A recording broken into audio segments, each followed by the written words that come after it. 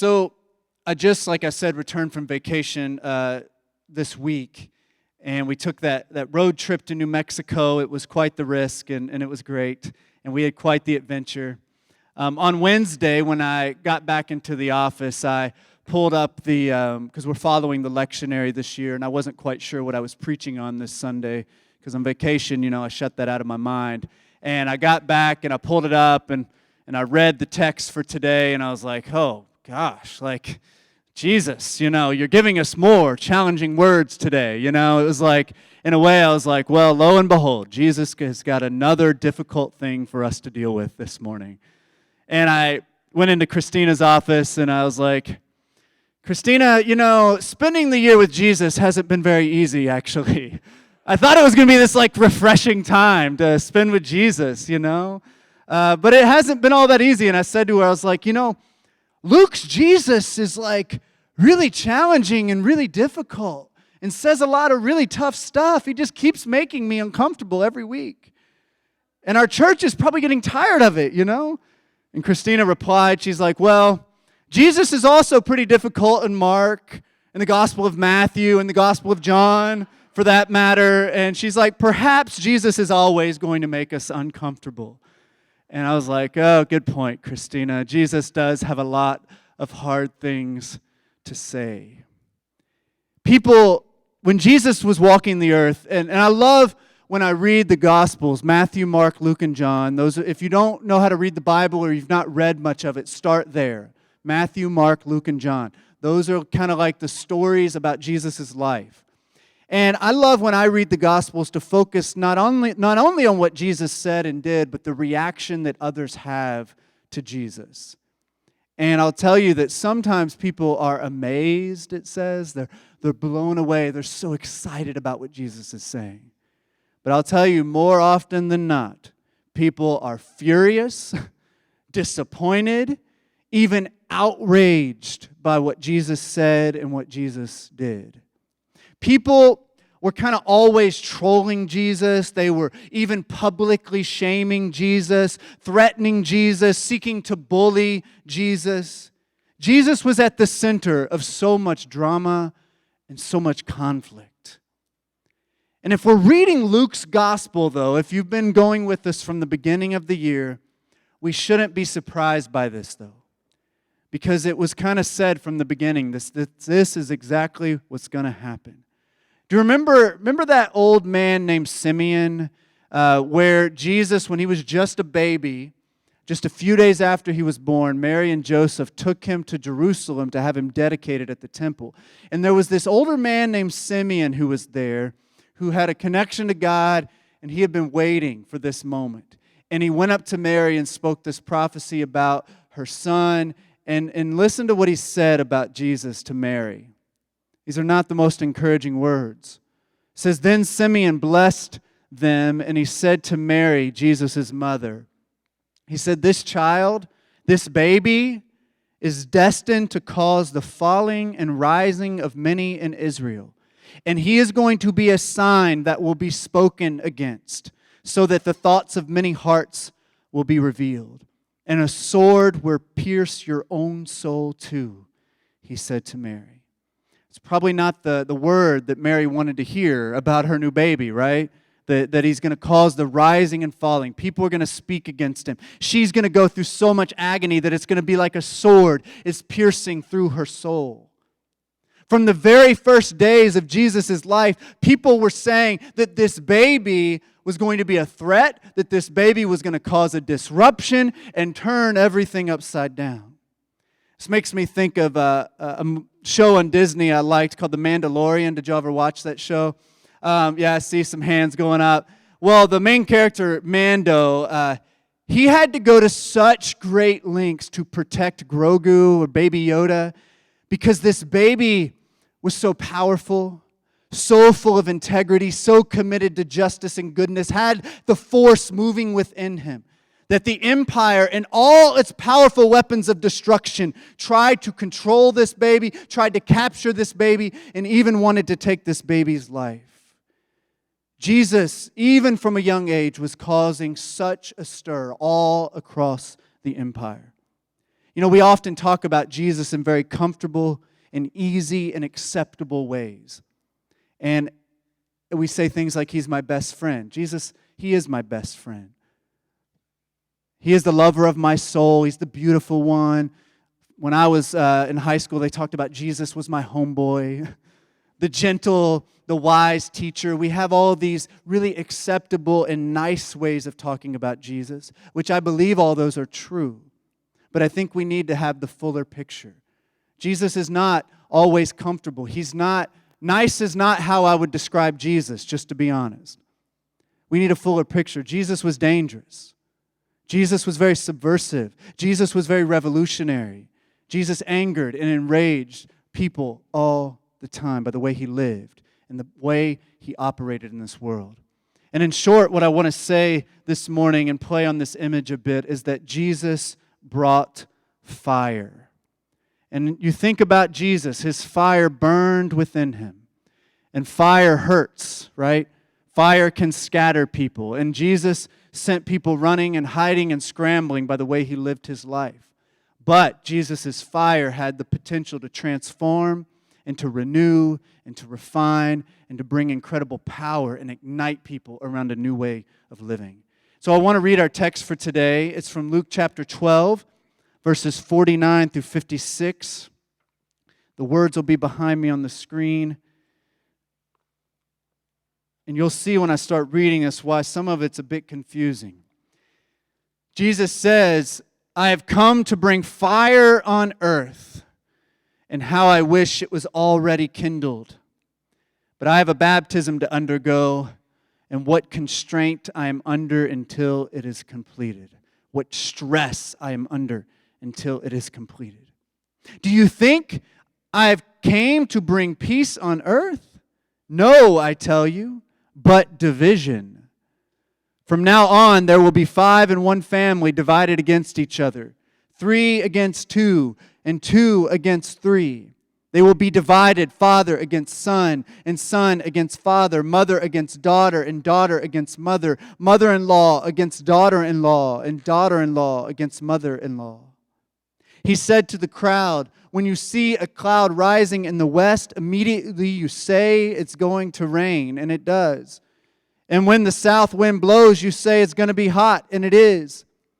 Hypocrites, you know how to interpret the appearance of the earth and the sky. How is it that you don't know how to interpret this present time? Jesus brought the fire. You know, Jesus was many things. And, you know, a few weeks back, I shared like over 50 names of Jesus you can find in the New Testament. Jesus was many things. But today I want to talk about Jesus as prophet. Jesus as prophet. And I think some of this will make sense as we dig into one of Jesus' critical and important roles that He took on. Jesus was part of a long prophetic tradition of both women and men who brought this prophetic fire to places and to people where the fire was often not welcomed or wanted. We could describe these prophets kind of like fanatics. They casted a vision of another world where God reigns and where justice rolls down like a mighty river. The prophets spoke truth to power. They intentionally sided with the oppressed, and they lived in a way that was consistent with God's heart. They weren't afraid to be different, and they often walked a very difficult and lonely road. The prophets, it's described in the Bible, had a fire burning within them. The great prophet Jeremiah said these words many, many years before Jesus' time. He said that God's word in my heart is like a fire. He said, it is a fire shut up in my bones. I am weary of holding it. Indeed, I cannot. And Jeremiah didn't hold the fire, and he let that prophetic fire out. And just like Jesus as well, they brought that prophetic fire. And Jeremiah, it led him into some places where he was hated. Jeremiah was thrown into a hole and left to die. Jeremiah was described as the weeping prophet because he wept so often because of the turmoil and the pain that he endured, because he followed God's call. On the road to Emmaus, if you remember, after Jesus rose from the dead, there was 2 followers of Jesus that were going to Emmaus after the resurrection. They did not know Jesus had rose from the dead. And Jesus came up and started walking beside them. And they didn't know it was Jesus, and so they started talking to this stranger who was Jesus about Jesus. And here's what they said when they described Jesus. They said, "He was a prophet, powerful in word and deed before God and all the people." A prophetic fire burned within Jesus. And I'll tell you, most everyone, none of us really like prophetic fire. When there is a person burning with prophetic fire like Jesus, what will happen is almost everybody in society will try to contain the fire, distract away from the fire, starve out the fire, maybe hijack and try to repurpose the fire for their own agendas, or even at worst, extinguish and kill the fire. But a few throughout the years have taken the risk to lean into that fire of Jesus and allow His radical message and His example to refine them, to ignite them, and to change them for love and service to the world. And I want to be in that group, that small group of people who are committed to the uncomfortable and challenging way of Jesus. Rabbi Abraham Joshua Heschel, a Jewish scholar and activist and theologian, defined a prophet, and I think one of the best ways I've ever seen. He said, "A prophet is someone who is to be maladjusted to injustice." If you're a prophet, it is to be maladjusted to injustice, to combine very deep love and very powerful dissent, painful rebuke with unwavering hope. I love this. This describes Jesus so well. Jesus had a very deep love and a very powerful dissent. Jesus had painful rebuke, but He had unwavering hope. Walter Brueggemann, Old Testament scholar, wrote a book called The Prophetic Imagination. It's a wonderful book. I encourage you to read it. But he suggests that prophets have 2 main functions: to criticize and to energize. And we need both. And I agree with him. Prophets, they criticize. They are critical thinkers. Prophets don't accept easy answers.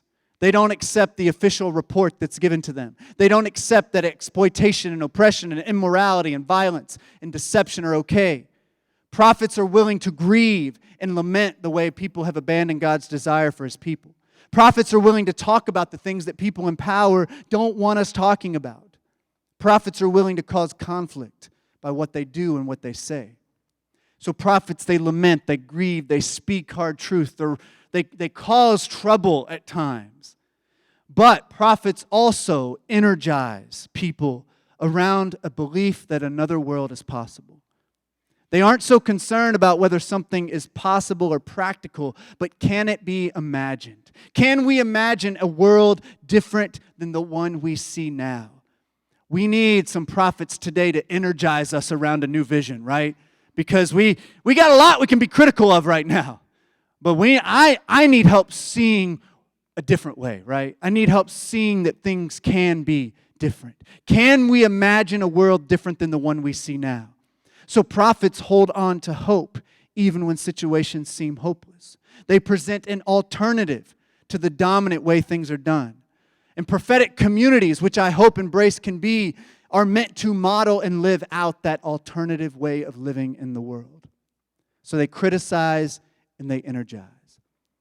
So now that we know Jesus is part of the prophetic tradition, arguably the greatest prophet to ever walk the earth, this text for today should make a little more sense to us. Jesus says something peculiar and kind of disturbing. All right, I'm going to put it on the screen. He says, "Do you think I came to bring peace on earth? No, I tell you, but division." Now, when I read that today, I'm like, Jesus, come on, man. Like, don't we have enough division right now? Do we really need more? You know, I'm like, what? I thought Jesus came to bring peace. The angels literally declared that Jesus came to bring peace on earth. We sang a song on Christmas Eve about peace on earth and goodwill to men, right? Jesus is described as the Prince of Peace. But division, really? don't we have enough division in our world already? Well, I don't believe Jesus was telling us here that his mission was to bring division. But I think Jesus is describing here the inevitable result of his ministry of peace and love and justice. This is what's going to happen. There will be division when you come into the world and live in the way that Jesus lived. Jesus already told us his mission back in Luke chapter 4. Remember when we talked about the beating heart of the gospel? Jesus' mission was to proclaim good news to the poor, to set prisoners free, to give sight to the blind, to set the oppressed free, to proclaim God's favor and God's justice. That is describing a peaceable kingdom, a world that has God's shalom, right? But do you remember what happened right after Jesus lifted the scroll and read his mission to everyone in that synagogue in his hometown of Nazareth? His family and friends, they tried to tie him up and they tried to throw him off a cliff. He came proclaiming godly peace and justice. And you know what people did? They responded with rage, with fury, and with violence. Jesus' radical life of truth-telling, integrity, and compassion, his prophetic fire was not well received then. And for those who are truly following in his footsteps today, they are often not well received either. Jesus was well versed in the prophetic tradition, and he knew that those who follow his path of peace certainly would experience conflict as they pursue God's desire here on earth. Cornel West wrote a book called Black Prophetic Fire, and he talks about key figures kind of in the Black freedom movement in America. And in one of his chapters about Martin Luther King Jr., here's what he says. He says, "You don't find truth in the middle of the road. You find truth beneath the superficial, mediocre, mainstream dialogue. And the truth is buried. It's hidden beneath that. And when you connect to that truth, you have to take a stand. And when you take a stand, you're not going to be liked by everybody. People will try to crush you. People will try to lie on you. People will try to kill you." Like I said, he was kind of riffing on the life of Martin Luther King Jr., who both criticized the injustice he saw and experienced, and he also energized others, people around this fresh vision of the beloved community. King's fire was kind of too hot for most people. You may not know this, but when Martin Luther King was killed, the vast majority of white Americans did not approve of him, and the majority of black Americans did not approve of him either. Martin Luther King Jr. was not liked when he died. Eventually, he was too hot for people, and they eventually tried to extinguish his fire through his assassination. And even after his death, we see what's happened today. People have had to co-opt that prophetic fire and repurpose it for their own agendas as false unity and cheap reconciliation, which Martin Luther King Jr. did not stand for. I heard someone say this week that the call for decision is a call for division. It's a tough statement, but I believe there's a lot of truth there. That when we decide to follow the way of Christ, when we decide to follow in the footsteps of the prophet Jesus, Jesus who was consumed by that unquenchable fire, had that radical commitment to love, to truth, to justice, and freedom. When we make a commitment to practice radical love for God, for others, and for ourselves, we're not going to be accepted by everyone. It's just the reality. It is the truth. Some of you already know what this feels like. Many of you have been on a journey of kind of unlearning and trying to relearn and try to think about how you can practice radical love for God and for others, particularly vulnerable people, and even practice radical love for yourself. And you understand that's not always received very well among others. Maybe your radical love for Jesus and others has caused serious awkwardness and intensity at family gatherings. Maybe your commitment to love yourself and to set healthy boundaries has upset friends and family. Perhaps your intolerance of things like racism and homophobia and transphobia and bigotry has resulted in arguments and distance. I know others who made a choice to pursue a downward path instead of climbing a ladder of success, and it's made people in their lives feel threatened. I'll remind you of the beating heart of the gospel articulated by Jesus in Luke chapter 4. Jesus picked up the scroll in the synagogue and read his purpose statement. He said, "The Spirit of the Lord is on me because he has anointed me to proclaim good news to the poor. He has sent me to proclaim freedom for the prisoners and recovery of sight for the blind, to set the oppressed free, and to proclaim the year of the Lord's favor. And I believe the more that we embody this mission by the way that we live our lives, the closer we come to the fire that consumed the heart of Jesus. And if we get close to the fire that consumed Jesus, we will be uncomfortable. We will be challenged. We will be provoked. We will even experience pain. However, I believe the fire of Jesus, if we have the courage to press into Jesus, not just the easy Jesus, but the radical Jesus, then I believe that it can refine us and He can shape us, and that fire will mold us and ignite us into being the loving people that God has created us to be. You know, over the last few years, I've gone through a lot of change in my own life, a lot of rethinking and reprioritizing and looking at myself and the world in a different way, and it has not been easy at all. As a white man, I've had so much that I've needed to learn and unlearn, and I realize that there's so many blind spots that I have, and when I've been exposed to these things, it's been challenging, it's been hard, it's been painful, it's been tough. Growing is not easy, is it? Shifting our priorities and focus is hard, but the fire of Jesus will continue to help us become more and more fully who God has intended us to be. And so it's a risk. It's a risk to press into Jesus. It's a risk to say, hey, I'm going to look at the whole of Jesus, not just the easy parts. It's a risk. But I believe if we lean into that prophetic fire, then we can be refined and we can be ignited to go out and make a difference in other people's lives. I'll tell you, one thing I'm learning, and my wife has helped me a lot with this because she's been on an inward journey for a long time. And I think what I'm learning is to be fully yourself is very powerful. To really learn who you are and tap into the essence of who God has made you to be. It's a very powerful thing. And that's really the journey all of us should be on, is really pressing in to figure out who God has made us to be, tapping into that fire that lives and breathes within us. But when we become fully ourselves, that is actually very threatening to others sometimes. And it can be very threatening to those who want us just to get in line and be who they want us to be. And ultimately, to be fully yourself, to be the person God has made you to be, is to have joy, it's to have life, it's to have integrity and wholeness and purpose. And that's the journey that we're on here. And so I want to encourage you all to keep pressing in to Jesus and that fire that burns within Him. Press into the whole scope of who Jesus was and who Jesus was about. Continue to try to become one with Him through spiritual disciplines, through trying to live your life in a way that lines up with what Jesus was about. And when the closer we come to that fire, the more we're going to be molded and refined and crafted and ignited into being the people that God has made us to be. And I think that's the place that I want to be, and I want that for you all as well. And so it's a challenging thing to think about, but I think it's also a joyful thing.